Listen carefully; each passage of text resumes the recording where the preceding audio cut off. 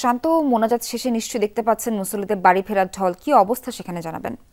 তোমার মোনাজাতের পরপরই কিন্তু ময়দানের চারপাশ থেকেই মানুষজন কিন্তু বেরিয়ে যাওয়ার চেষ্টা করেছেন এবং সকলেই কিন্তু নিজ নিজ গন্তব্যে যাওয়ার যে পথ সেই পথে হাঁটছেন এবং আমরা এখানে আপনার সাথে আমরা কথা বলতে চাচ্ছি না, আপনি একটু হাঁটেন, সবার জন্য হাঁটতে হবে।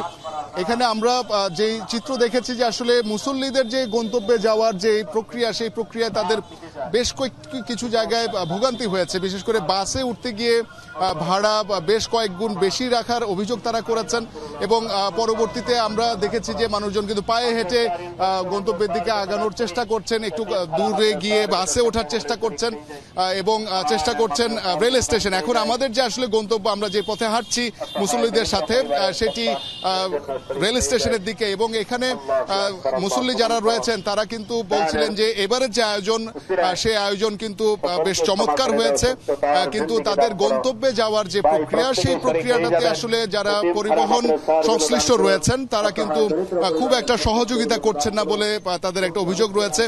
যদিও যারা দূর দূরান্ত থেকে এসেছেন, বিভিন্ন জেলা থেকে এসেছেন, তারা কিন্তু নিজ নিজ গাড়ি বহর নিয়ে এসেছেন। সেই গাড়িগুলোকে আমরা সড়কের পাশে পার্কিং অবস্থায় দেখতে পাচ্ছি।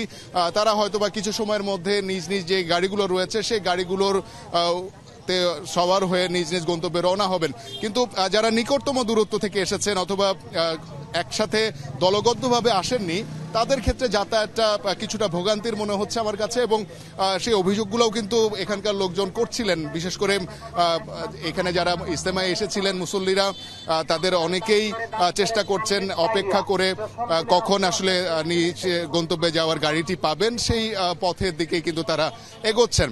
এবং ইজতেমা নিয়ে যদি বলি, ইজতেমার যে মুনাজাত, সেই মুনাজাতের কথা, মুনাজাতের জন্য তারা কিন্তু অধীর অপেক্ষায় ছিলেন এবং ঠিক 12টার সময় মাওলানা জুবায়েরের কণ্ঠে মুনাজাতের সাথে তারা কিন্তু শরিক হন, কণ্ঠে কণ্ঠ মিলান এবং দুহাত তুলে আল্লাহর কাছে ফরিয়াদ করেন নিজেদের পাপ মোচনের জন্য এবং ঈমান আমল যাতে ঠিক থাকে, ঈমান নিয়ে যাতে আসলে তারা জীবন পরিচালিত করতে পারেন, সেই মোনাজাত কিন্তু তারা করেছেন।